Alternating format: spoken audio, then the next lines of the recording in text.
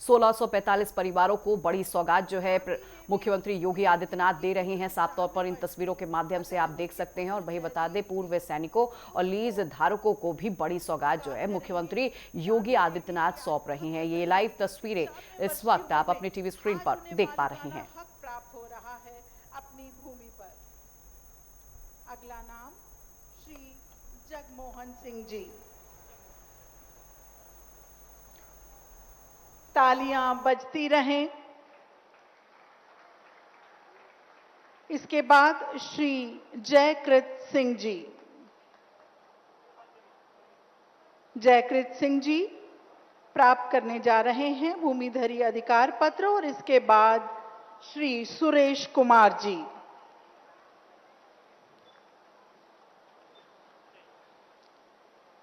केंद्र और प्रदेश सरकार की विभिन्न कल्याणकारी योजनाओं के लाभार्थियों को प्रमाण पत्र और स्वीकृति पत्र दिए जाने हैं।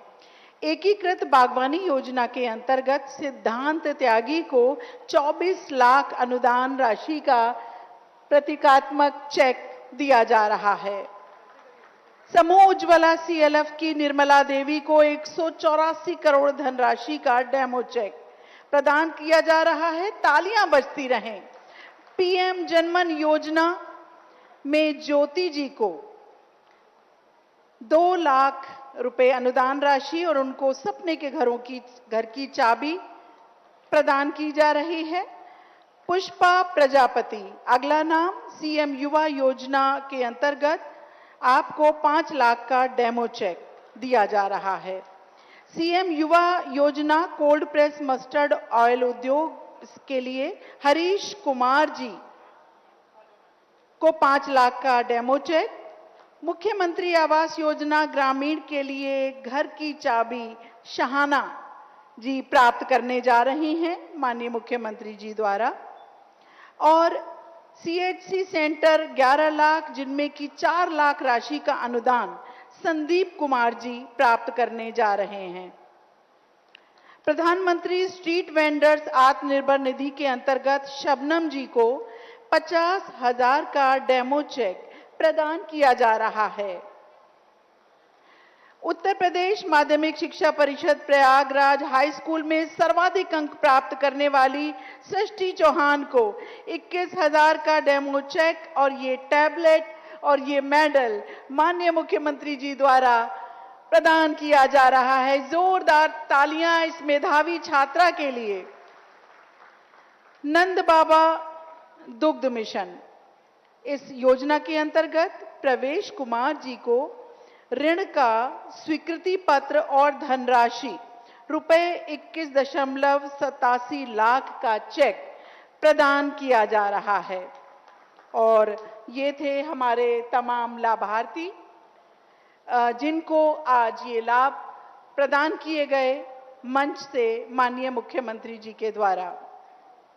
हमारा उत्तर प्रदेश आज सेवा, सुरक्षा और सुशासन के मंत्र को साकार करते हुए विकास की एक नई इबारत लिख रहा है। माननीय मुख्यमंत्री जी की दूरदर्शी सोच, दृढ़ इच्छा शक्ति और लोक कल्याण के प्रति अटूट समर्पण ने आज उत्तर प्रदेश को राष्ट्रीय और अंतर्राष्ट्रीय स्तर पर एक नई और भव्य पहचान प्रदान की है। ऐसे युग दृष्टा, कर्मयोगी और हम सबके प्रेरणा पुंज प्रदेश के मुखिया माननीय मुख्यमंत्री योगी आदित्यनाथ जी को हम नमन करते हैं। पूरा सभागार तालियों के गूंज से इस पावन धरा को गुंजयमान कर दे। अत्यंत विनम्रता से महोदय से निवेदन करते हैं कि अपने प्रेरणादायी, मार्गदर्शक और ओजस्वी भाषण से हमें अनुग्रहित करें। भारत माता की, भारत माता की, भारत माता की। वंदे वंदे वंदे। नमः पार्वती पतिये हर हर।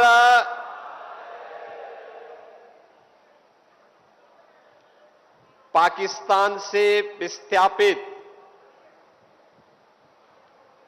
परिवारों को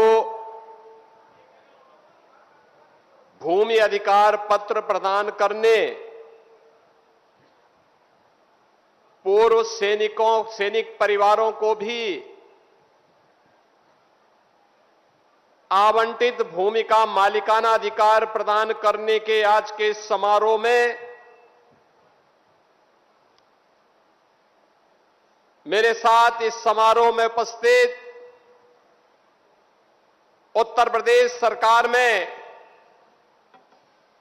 मंत्रिमंडल के मेरे वरिष्ठ सहयोगी और इसी माटी के सपूत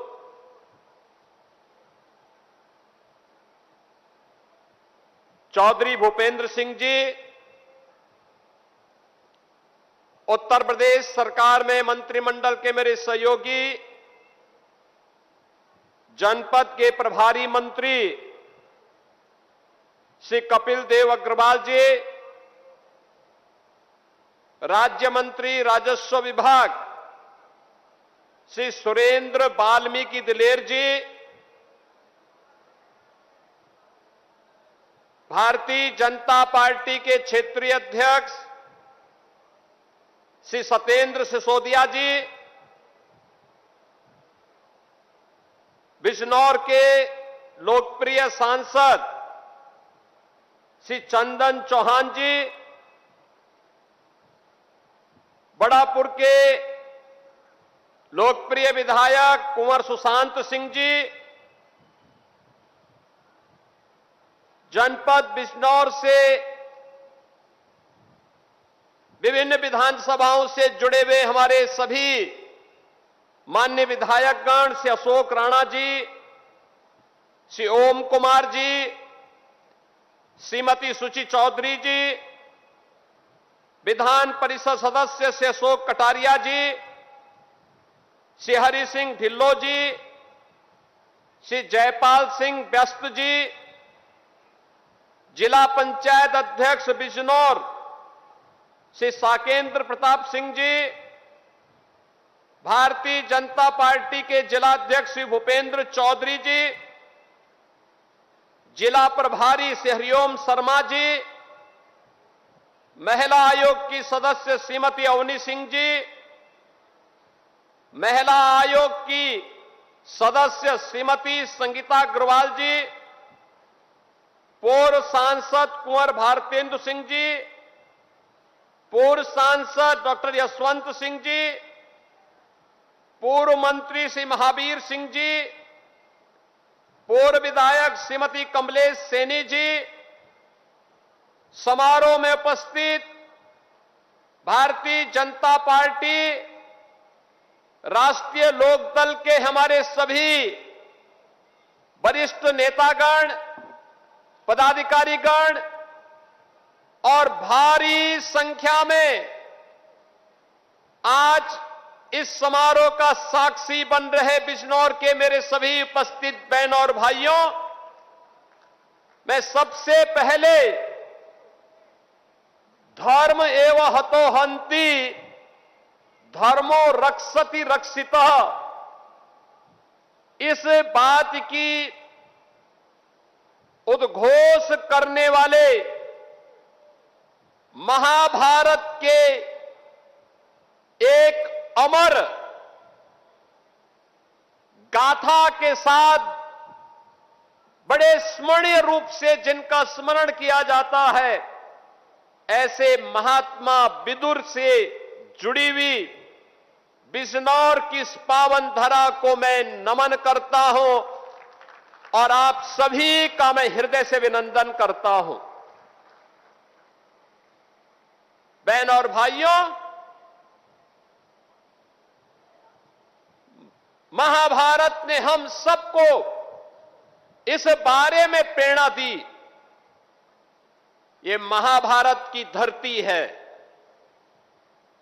और महाभारत हमें इस बात के लिए प्रेरित करता है कि जो धर्म की रक्षा करता है, धर्म उसकी रक्षा करता है, लेकिन जो अपने स्वार्थ के लिए धर्म को नष्ट करता है, वह धर्म उसे भी नष्ट कर डालता है। और यही उद्घोषणा आज दुनिया के अंदर अक्सरशः साबित हो रही है। बहनों और भाइयों, ये पावन धरना भारत के इतिहास को बनाने वाली धरा है। और इसलिए जब बिजनौर आता हूं, एक अलग ही आत्मीयता का अनुभव होता है, क्योंकि ये भारत के इतिहास से जुड़ी हुई धरा है। इसने इतिहास को बनाया है, इसने इतिहास को बनते हुए देखा है और इसने इतिहास को बिगड़ते हुए भी देखा है। बहनों और भाइयों, इसीलिए आज जब मैं यहां पर आया हूं, मुझे यहां पर पूर्व सांसद कुंवर सर्वेश सिंह जी की भी स्मृतियों को नमन करने का अवसर प्राप्त हो रहा है। मैं इस अवसर पर कुंवर सर्वेश सिंह जी की स्मृतियों को भी विनम्र श्रद्धांजलि अर्पित करता हूं। पिछली बार जब मैं आया था 4 वर्ष पहले, तब मुझे यहां पर हम दोनों ने एक साथ कार्यक्रम आयोजित किया था। आज वे भले ही हमारे बीच में नहीं हैं, लेकिन उनकी स्मृति को जीवंत बनाए रखते हुए मैंने आज यहां पर इसी परिसर में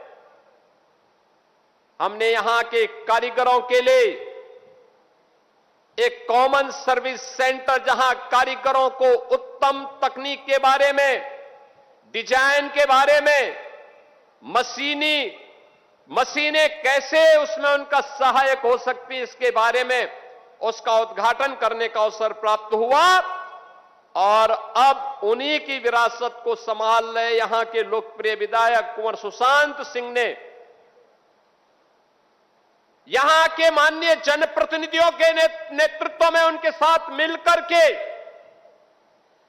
पाकिस्तान से विस्थापित उन हजारों परिवारों को, जिनकी संपत्ति पर, जिनकी पुश्तैनी संपत्ति पर पाकिस्तान के मजहबी कट्टरता ने 1946, 47, 48 में जबरन कब्जा करके इन निर्दोष हिंदुओं और सिखों का कत्लेआम किया था। 1946, 47, 48 बीता, वर्ष दर वर्ष बीतते गए, दशक और दशक बीतते गए, युग में युग बीतते गए। आज चौथी पीढ़ी में यह अवसर आ पाया है जब हम इन सभी विस्थापित परिवारों को यहां पर उनकी जमीन का मालिकाना अधिकार देने की ओर आगे बढ़ चुके हैं। और मुझे प्रसन्नता है, हमारे लिए भावुकतापूर्ण क्षण भी है और आनंद का क्षण भी, कि हम सब यहां पर आज इन विस्थापित परिवारों की, जिनकी संख्या अभी 1645 है, यानी कुल मिलाकर के 8,000 से 10,000 लोगों को आज एक कागज एक साथ उनके परिवार के सदस्यों को प्राप्त हो रहा है। और बहनों और भाइयों, जो शेष बचे हैं उसको दूसरे फेज में वह भी हम करेंगे, उसकी कार्रवाई भी हमारी युद्ध स्तर पर आगे बढ़ रही है। शुरुआत होनी थी, इसलिए मैं आज आपके बीच में आया हूं। मैं पूछना चाहता हूं, मैं इस समय एक चलन देख रहा हूं, तमाम मौलवी और मौलाना इस समय एक बयान दे रहे हैं, कह रहे हैं गाय को राष्ट्रीय पशु घोषित करो। अबे हमने कहा कि गौ हमारी माता है, जन्म जन्मांतर का नाता है।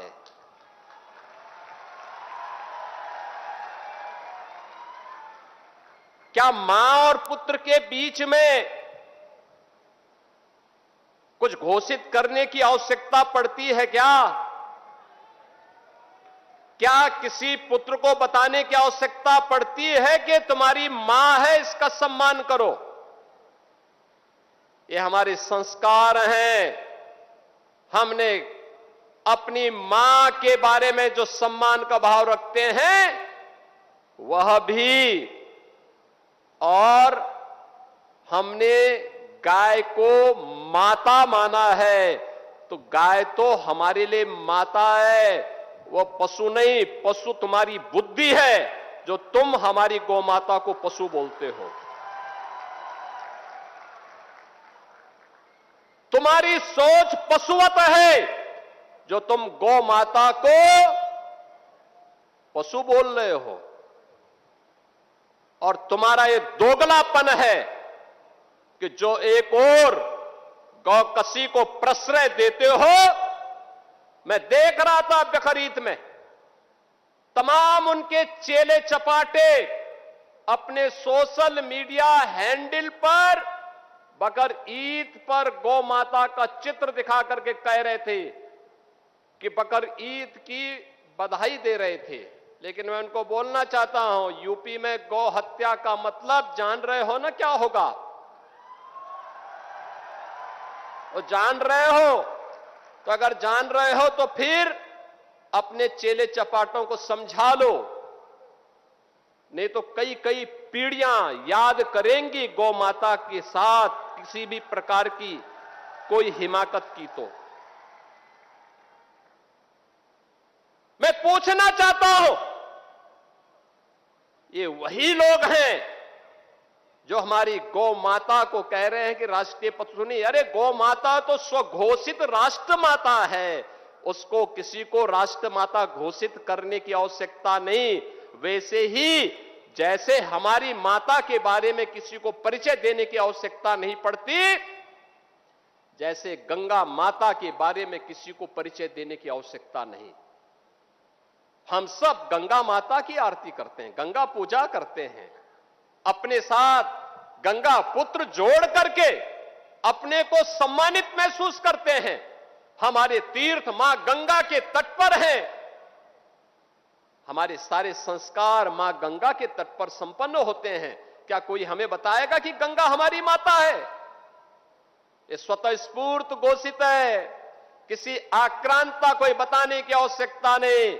ये हमारे संस्कार हैं, हमने गौ को माता माना है, हमने गंगा को माता माना है, इसमें नहीं। मैं केवल एक बात पूछना चाहता हूं, पाकिस्तान से उस मजहबी निर्ममता के शिकार इन पाकिस्तानी विस्थापितों के बारे में या देश भर में फैले हुए उन विस्थापितों के बारे में इन मौलाना और मौलवियों की कभी आवाज नहीं निकली, कभी नहीं निकली। कितना अच्छा होता ये बोलते कि इनकी संपत्ति को वहां पर उन कट्टरपंथियों ने कब्जा किया है, या वक्फ के नाम पर जिन्होंने यहां के हिंदुओं की जमीन को कब्जा किया है, इन विस्थापितों को हम दे रहे हैं, फ्री में देने की घोषणा करते तो हम मानते कि हां ये कुछ इनकी कुछ संवेदना है। लेकिन नहीं, और दोगला चरित्र जो होता है ना, यही होता है, मुंह में कुछ और पीछे कुछ।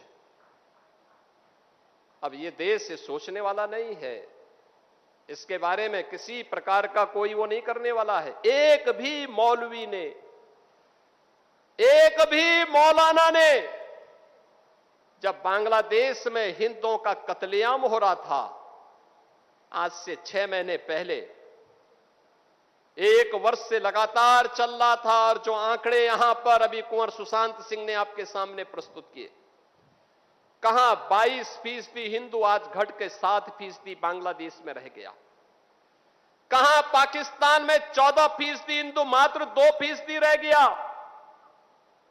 ये मौलाना और मौलवी कभी पाकिस्तान या बांग्लादेश की सरकारों की निंदा नहीं करते, कभी नहीं करते। अरे थोड़ा जुमे की नमाज में एक बार यही घोषणा कर देते कि पाकिस्तान घटिया स्तर पर काम कर रहा है, भारत का दुश्मन है, भारत के दुश्मन को उसके ठिकाने पे जाकर के भारत के बहादुर जवान ठीक कार्य कर रहे हैं। कुछ नहीं। और इसीलिए मैं कह रहा हूं, इसीलिए सरकार ने घोषित भी किया है आपने देखा होगा बकरीद के अवसर पर किस किस प्रकार की हरकतें हो रही थी। वो तो गनीमत है कि सरकार ने पहले से ही कदम उठाए हुए हैं, तब शांतिपूर्ण तरीके से पर्व और त्योहार हो पा रहे हैं। नहीं तो पश्चिमी उत्तर प्रदेश में तो गनीमत थी जी, सबके बारे में बड़ा मुश्किल होता था। रामनवमी, शिवरात्रि, जन्माष्टमी, दुर्गा पूजा, कावड़ यात्रा, ये सब सपने हो गए थे। बेटी स्कूल नहीं जा पा रही थी,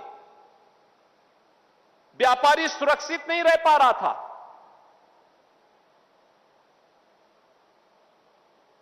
और दोस्ती, कैसी दोस्ती, आपने भी गाजियाबाद में देखा होगा।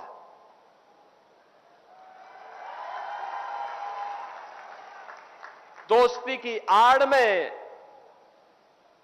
छुरेबाजी, ये स्वीकार्य नहीं और कतई स्वीकार्य नहीं होगा। अगर कोई अपनी नालायक औलाद को समझा नहीं पा रहा है तो समझो कि गलती कर रहा है, गलती कर रहा है। याद रखना, हमारी संवेदना सामान्य नागरिकों के प्रति है। प्रधानमंत्री मोदी जी के नेतृत्व में पिछले 12 वर्ष में बिना भेदभाव के शासन की योजना का लाभ हर तबके को प्राप्त हुआ है। न जाति देखी गई, न क्षेत्र देखा गया, न भाषा देखी गई, न मत देखा गया, न मजहब देखा गया। सबका साथ और सबका विकास, योजनाओं का लाभ, विकास की योजनाएं बिना भेदभाव के, बिजली बिना भेदभाव के, कर्ज बिना भेदभाव के, बिना भेदभाव के शासन की योजना का लाभ। लेकिन देश भी तो अपेक्षा करता है कि संवेदना दिखाई दे, लेकिन वो संवेदना गायब वहां पे। और बहनों और भाइयों, इसीलिए मैं भी आपसे कहने के लिए आया हूं, यही कहने के लिए मैं भी आया हूं आज। हम सबको इस बात को ध्यान में रखना होगा, हम सबको इस बात को ध्यान में रखना होगा कि अहिंसा और करुणा ये मानवता के भूषण हैं, किंतु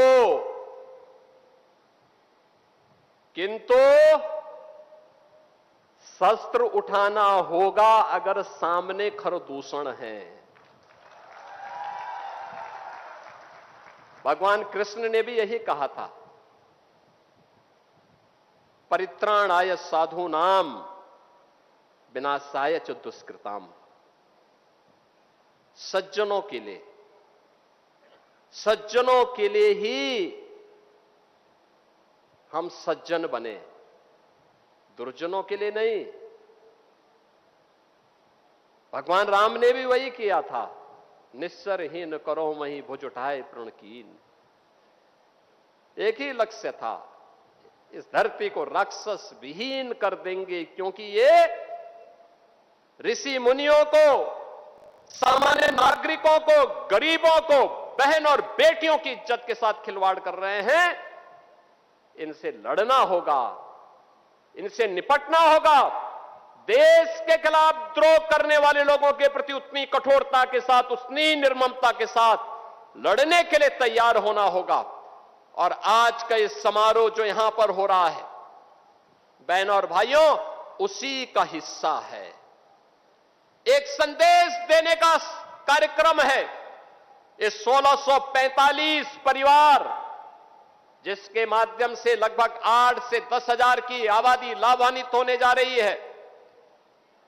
इसमें पाकिस्तान से विस्थापित हुए लोग हैं, जिन्हें आजादी के बाद और आजादी के पहले पाकिस्तान से जबरन निकाल दिया गया, उनकी संपत्ति को कब्जा कर दिया गया। पूर्व सैनिक हैं, जिन्हें यहां पे सरकार ने लैंड आवंटित की थी, लेकिन उस लैंड आवंटन के फलस्वरूप उन्हें कभी यहां पर जो लीज डीड हुई थी वह उनका मालिकाना अधिकार का हिस्सा नहीं बन पाया। आप सोचो ना, कितना पुराना, 75 साल 80 साल बीत गए, 25 साल की एक पीढ़ी होती है, 3-3 पीढ़ी चली गई, कोई प्रोत्साहन नहीं। क्या कर रहे थे कांग्रेस के लोग, क्या कर रहे थे सपा के लोग, क्या कर रहे थे अन्य लोग? किसी के मुंह पे, सबके मुंह पे लगाम था। दूसरा, इनके दोहरे चरित्र को देखना हो तो सोचो, यह कार्यक्रम इसलिए संभव हो पाया है क्योंकि देश के यशस्वी प्रधानमंत्री श्री नरेंद्र मोदी जी ने और यशस्वी गृह मंत्री श्री अमित शाह जी ने देश के अंदर सिटीजनशिप अमेंडमेंट एक्ट पास करके सुनिश्चित किया कि पाकिस्तान, बांग्लादेश, अफगानिस्तान, इन सभी देशों में जो भी हिंदू, सिख, बौद्ध, जैनी, इन सब को विस्थापित करके भारत में भेज दिया और भाग करके वे भारत में आए हैं, शरण लेने के लिए भारत में आए हैं। 5 वर्ष से अधिक का समय हो गया है तो उन्हें हम भारत की नागरिकता देंगे। याद करिए,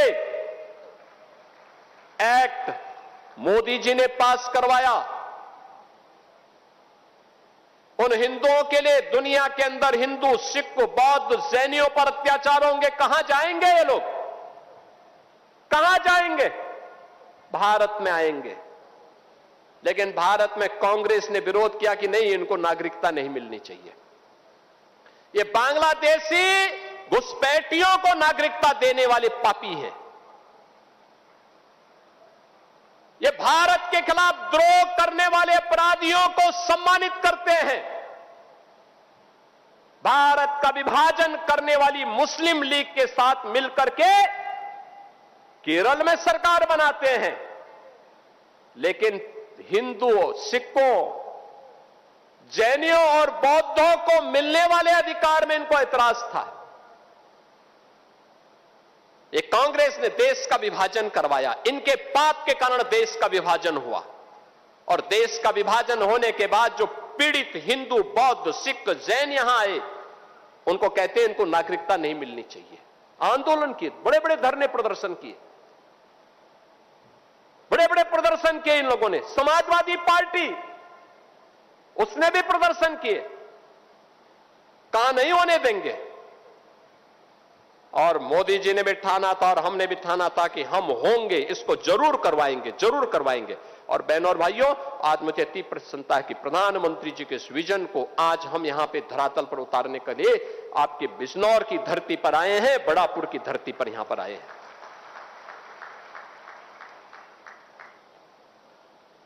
इन लोगों का मुंह तब बंद था जब पाकिस्तान और बांग्लादेश में हिंदुओं पर, सिखों पर, जैनियों पर, बौद्धों पर अत्याचार हो रहे थे, तब ये कुछ नहीं बोल रहे थे, कुछ नहीं बोल रहे थे, इनका मुंह बंद था। लेकिन जब इन पीड़ित लोगों के बारे में मोदी जी ने कानून बनाया तो इन्होंने उस कानून का विरोध किया। उस कानून में कहीं नहीं लिखा था कि किसी मुसलमान की संपत्ति को हम कब्जा करेंगे, लेकिन मुसलमान विरोध कर रहा है। यानी जो हमारे हिंदुओं का विरोध कर रहा हो, हमारे सिखों का विरोध कर रहा हो, हमारे बौद्धों का कर रहा हो, वो कहता गौ को राष्ट्रीय पशु घोषित करो। अबे गाय पशु नहीं, गौ हमारी माता है और गौ के साथ तो हमारा जन्म जन्मांतर का नाता है। तुम क्या समझ पाओगे इसके बारे में? गौ माता के महत्व को तुम क्या समझ पाओगे?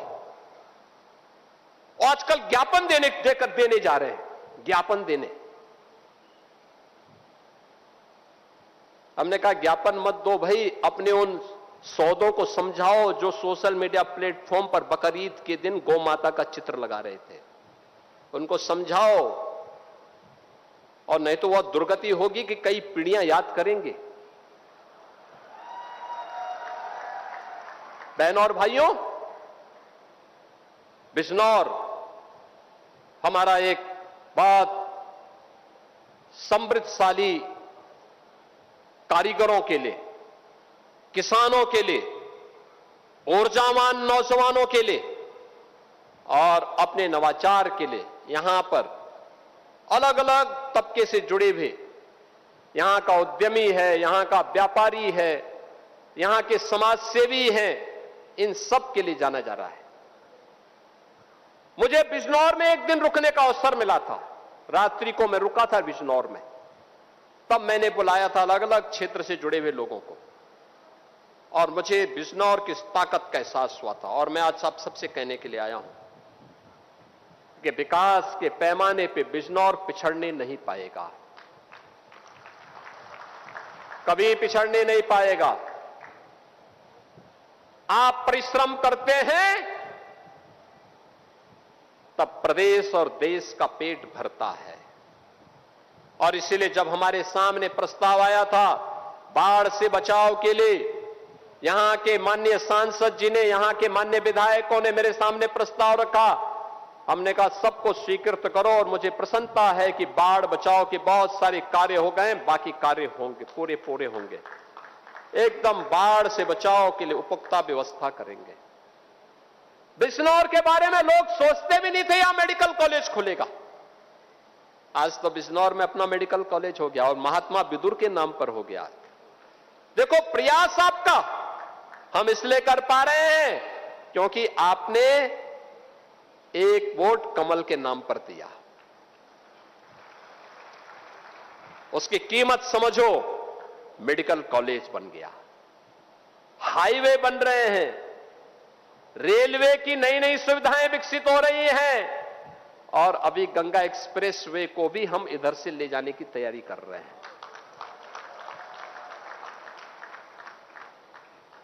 बहन और भाइयों, ये विकास यही परिवर्तन लाएगा, यही परिवर्तन लाएगा। हर एक तबके के लोगों को नई सुविधाएं दी जा रही है। युवा के लिए नौकरी है। बिजनौर से हजारों नौजवान उत्तर प्रदेश पुलिस में भर्ती हुए।